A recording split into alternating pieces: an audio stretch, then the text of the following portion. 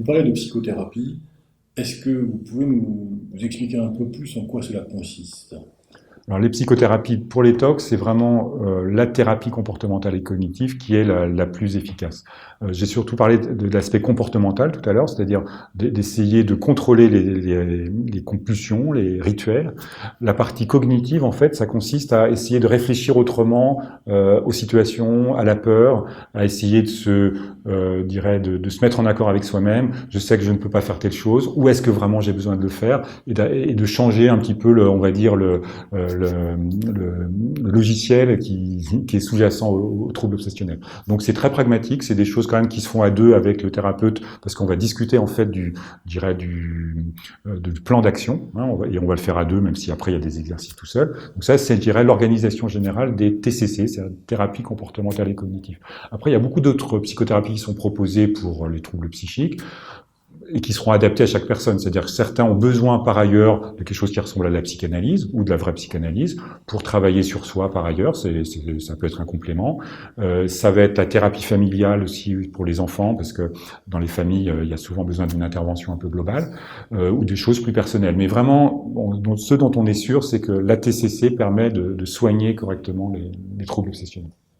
Alors, en dehors des médicaments, l'autre solution importante, c'est le traitement de type psychothérapeutique, la psychothérapie. Ce qui est bien connu maintenant comme efficace, ce sont les thérapies comportementales et cognitives, qui ont des méthodes très adaptées pour soigner le trouble obsessionnel.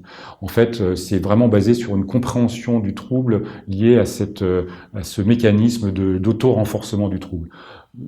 Pour expliquer simplement, plus on fait de rituels, plus on a de compulsions, plus on a besoin d'en faire. Plus on fait, plus on a besoin d'en faire. Il y a une espèce de dépendance qui se crée au rituel parce qu'il soulage sur le moment, mais qui va malheureusement recréer le besoin de refaire l'acte, de vérifier, de repenser la même chose, etc. Donc la thérapie sert en fait à briser ce cercle vicieux, donc à s'exposer à un certain niveau d'obsession et à apprendre à ne pas faire les rituels en question. Donc c'est un apprentissage, ce sont souvent des exercices assez pratiques qu'on fait d'abord avec le thérapeute et puis qu'il faut répéter chez soi pendant souvent des périodes assez longues et qui permettent comme ça de prendre le contrôle un petit peu du trouble après avoir compris, parce qu'il y a une partie importante qui est en fait l'explication de comment ça marche, pourquoi on fait ça et comment on va vivre en fait avec cette thérapie, souvent pendant quelques mois. Alors avec les thérapies comportementales, on obtient des bons résultats, souvent au bout de 6 mois jusqu'à 1 an, ça peut être long dans les formes graves, et ça vient compléter le traitement médicamenteux. Parfois on peut commencer par la thérapie parce que c'est peut-être ça qui va être préférable pour la personne, quand elle est disponible pour ça, parce que souvent ce qui est difficile, c'est soit on n'a pas le temps et on n'a pas envie de le faire, bon ça peut être un choix personnel, soit c'est difficile à faire quand on est envahi par l'angoisse.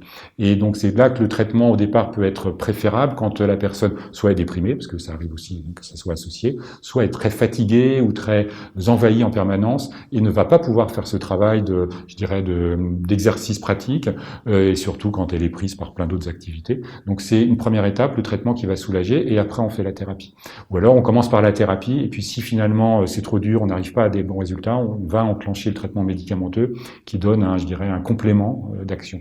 Et pour certaines personnes, on va conduire les deux comme ça pendant quelques mois et pouvoir théoriquement plus facilement ensuite arrêter le traitement si la thérapie a été, efficace sur le noyau principal et qu'on va pouvoir par soi-même ensuite faire sa propre guérison d'une certaine manière.